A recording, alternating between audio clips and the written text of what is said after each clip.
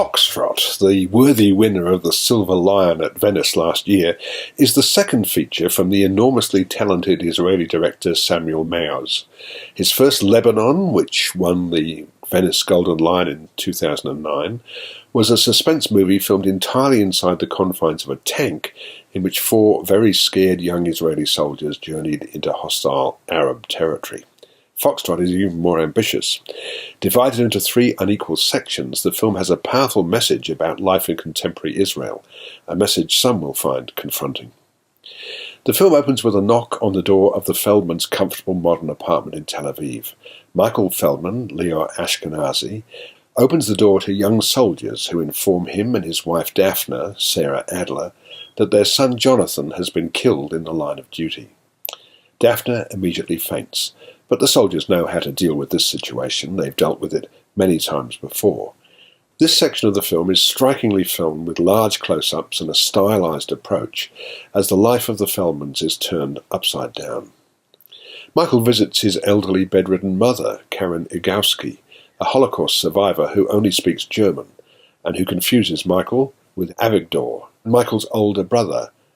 The second part of the film is handled in a completely different style, both visually and dramatically. This takes place at a border post somewhere in the desert. Jonathan Shiray, and 3 other soldiers, all of them painfully young, are guarding the checkpoint. In a surreal touch, their living accommodation is a shipping container that is slowly sinking into the mud. Their equipment is shabby and dirty.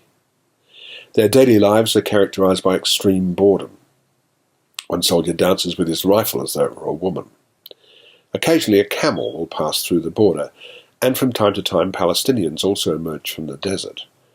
Jonathan and his comrades allow some of them to cross without hindrance, while others are searched, made to stand in the rain, humiliated, not so much because they're suspicious, but because the soldiers are bored, and humiliating Palestinians helps pass the time.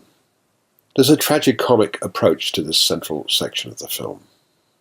There are 2 explanations for the film's title. Foxtrot is the code name for the checkpoint, and Part 3 takes us back to the Feldmans' apartment so that the film is constructed around a 1 step forward, 1 step back principle like the dance.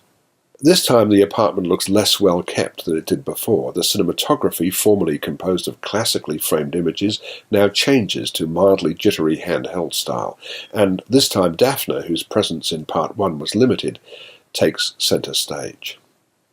Foxtrot isn't simply a film about a family coping with the loss of a loved one, killed while fighting in a war.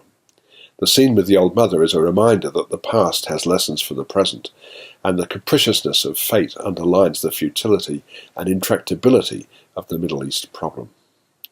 The cinematography by Giora Bejash is outstanding, and every actor in every minor role in the film is excellent. Foxtrot has been attacked in Israel. It was condemned by the country's Minister for Culture, Miri Regev, who called it a slur on the conduct of the Israeli armed forces. But maybe that's an indication of just how successful and bold Maoz is in telling this tragic but very pertinent and contemporary story. I'm giving Foxtrot 4.5 stars.